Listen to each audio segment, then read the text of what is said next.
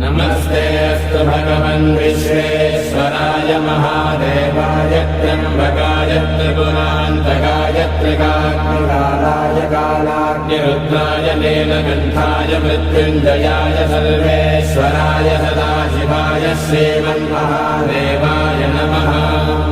नमस्तेऽस्तु भगवन् विश्वेश्वराय महादेवाय त्र्यम्बकाय त्रिपुरान्तकाय त्रिकाग्निकालाय कालाग्निरुद्राय नीलकण्ठाय मृत्युञ्जयाय सर्वेश्वराय सदाशिवाय श्रीमन्महादेवाय नमः।